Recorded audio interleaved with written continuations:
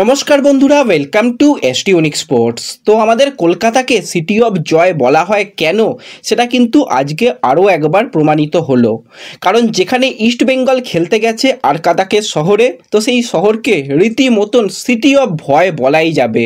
কারণ ইস্ট বেঙ্গলের উপর যেরকমভাবে তারা আচরণ করছে, ভাই তোমরা তাড়াতাড়ি ম্যাচ খেলে দেশে ফিরে এসো, এটুকুই চাইবো। কারণ যেরকমটা আজকে রিপোর্ট বেরিয়ে আসছে, রীতিমতন ভয়ে গা কাঁটা দিয়ে উঠবে। তো তার উপর সেখানে আবার খেলা, সেখানে যদি কোনোভাবে ইস্টবেঙ্গল ম্যাচটাকে জিতে যায়, তাহলে তাদের উপর কি কি করা হবে, আদৌ প্লেয়াররা ফিরতে পারবে কি না, সেই নিয়ে রীতিমতন ভয় আসছে।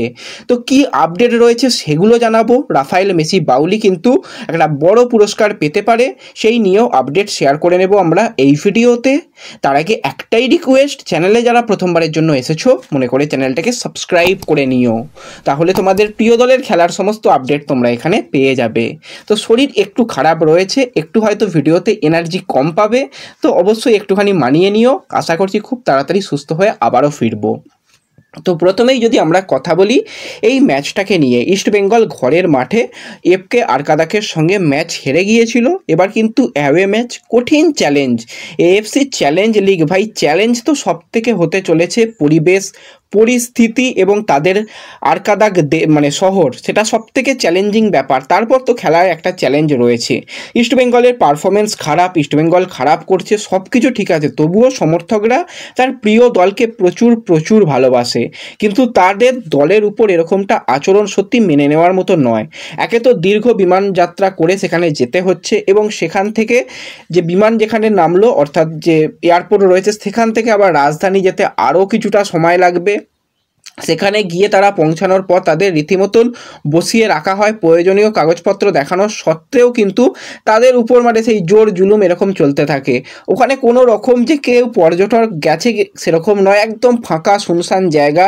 রাস্তায় শুধু পুলিশ আর সেনা রয়েছে। প্রথমে তাদের পাসপোর্ট জমা দিতে বলা হয়, গোটা দলের পাসপোর্ট নিয়ে নেওয়া হয়, এবং পাসপোর্ট কিন্তু তাদের ফেরত দেওয়া হয় না। তাদের যেখানে আরকাদাকের একটা জায়গায় রাখা হয়েছে, সেখানে গিয়েও ইস্টবেঙ্গলের উপর কড়া নজরদারি রাখা হয়েছে। তাদের স্পষ্ট নির্দেশ যে হোটেলের বাইরে কেউ একটা পাও রাখতে পারবে না। সামান্য বাজার বা কোনো জায়গায় যদি ফাঁকে কেউ যেতেও হয়, সেটাও কিন্তু পারমিশন নিয়ে, এমনকি তারা পারমিশন দিচ্ছেও না।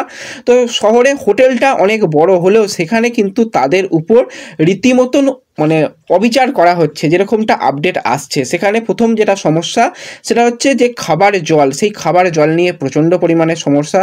জল যেটা বেরোচ্ছে সেখানে পুরো কাদা জল, বাথরুমের কোনো রকম ব্যবস্থা সেরকম নেই, জাতামাতা রকমভাবে রয়েছে, এবং ফুটবলারদের যেরকম যা যা প্রয়োজনীয় জিনিসপত্র সেগুলোর তো কোনো কিছুই সেখানে পাওয়া যাচ্ছে না। এমনকি তাদের খাওয়া দাওয়ার উপরও কিন্তু জোর জুলুম চালানো হচ্ছে। মানে প্লেয়ারদের খেতে দেওয়া হচ্ছে মোটা চালের ভাত, মাছ আর ডাল। সামান্য যদি ডিম খেতে চাইছে, তো সেক্ষেত্রে ডিমের ব্যবস্থাও নেই, এবং তাদের ভাষা কিছু বোঝাই যাচ্ছে না, তাদের রান্না নাকি খাওয়াই যাচ্ছে না। নোংরা জায়গাতে রান্না ফান্না সব হচ্ছে, সেরকম জায়গা থেকেই তাদের থাকতে হচ্ছে। এবং তারা ইস্টবেঙ্গল চেয়েছিল যে যেই মাঠে খেলা হবে সেই মাঠ দেখতে যেতে, তো সেক্ষেত্রেও তাদের মাঠ দেখতে যাওয়া হবে বলার পরও প্রায় 1.5 ঘন্টা বাদে গাড়ি আসে, এবং মাঠে গিয়ে যা মাঠ দেখা গেছে, ভাই রীতিমতন কিন্তু একটা খামারে খেলা হবে যেরকমটা অবস্থা। মাঠে ঘাস ফাস নেই বললেই চলে, উঁচু নিচু গর্ত জাতীয় মাঠ। তো এরকম মাঠে কিন্তু খেলতে হবে। তো এটা কিন্তু ইস্টবেঙ্গলের উপর রীতিমতন জোর জুলুম চাপানো হচ্ছে, ইস্টবেঙ্গলকে কিন্তু ভয় দেখানো হচ্ছে কার্যত বলাই চলে। এএফসির মতন যেখানে একটা টুর্নামেন্ট হবে, সেখানে এরকমভাবে প্লেয়ারদের উপর জোর জুলুম সত্যি মেনে নেওয়ার নয়। এই কারণেই কলকাতাকে সিটি অফ জয় বলা হয়। কলকাতায় এসেছে আরকাদাক, তাদের যেরকমভাবে ভালো রকম ব্যবস্থা করে দেওয়া হয়েছিল, সেখান থেকেই বোঝা যাচ্ছে যে আমাদের কত ভালো আমরা জায়গায় থাকি। আর ভাই কোথায় খেলতে গেছে প্লেয়াররা, রীতিমতন প্লেয়াররা তো চাপে থাকবে, একে সেনা, তার উপর তাদের উপর কড়া নজরদারি। তাদের নাকি কোনো রকম নেটওয়ার্কেও ছিল না, বেশ কয়েক ঘন্টা ধরে তাদের ফোন কাজও করছিল না, এবং তাদের ওয়াইফাই দেওয়া হচ্ছে না। খাওয়ার জল থেকে শুরু করে যত রকমভাবে অত্যাচার করা যায়, যত রকমভাবে ভয় দেখানো যায়, সেটা কিন্তু ইস্টবেঙ্গলকে দেখানো হচ্ছে। এবং কিছু প্লেয়ার, ফার্স্ট 11-এর বেশিরভাগ প্লেয়ারই কিন্তু প্রথমে চলে গেছে, তারা নয় গিয়ে এরকম সমস্যার সম্মুখীন সম্মুখীন হলো। যারা নর্থ ইস্ট থেকে যাবে, বিশেষত Debjit Majumdar, Clayton Silva, Vishnu David, তাদের উপর আবার ভাই কি অত্যাচার হবে সত্যি জানা নেই। কালকে তো কোনো রকম প্র্যাকটিস হয়নি, আজকে প্র্যাকটিস হওয়ার কথা রয়েছে, আদেও প্র্যাকটিস করতে পারবে কিনা সেই নিয়েও কার্যত চিন্তার কারণ হয়ে দাঁড়াচ্ছে। এবার আজকে থেকে ব্যাপারটা কিন্তু পুরোপুরি এএফসি হ্যান্ডেল করবে, আদৌ এএফসিকে কোনো রকমভাবে হ্যান্ডেল করতে দেওয়া হবে তো সেটা নিয়েও একটা বিগ ডাউট। তো এরকমভাবে এরকম ফালতু মানে জায়গায় না খেলতে যাওয়াই ভালো, অনেক অনেক ভালো। কারণ প্লেয়াররা অবশ্যই প্রফেশনাল প্লেয়ার, প্রত্যেকটা তাদেরও জীবনযাপন রয়েছে, প্রত্যেকের ফ্যামিলি রয়েছে। তো তারপর এরকম তাদের উপর ভয় দেখানো রীতিমতন কিন্তু ভয় লাগছে। ম্যাচ কি হবে সেটা তো পরের কথা, আদেও মানে কি হবে সত্যি চিন্তার কারণ হয়ে দাঁড়াচ্ছে, কিছু বলার নেই।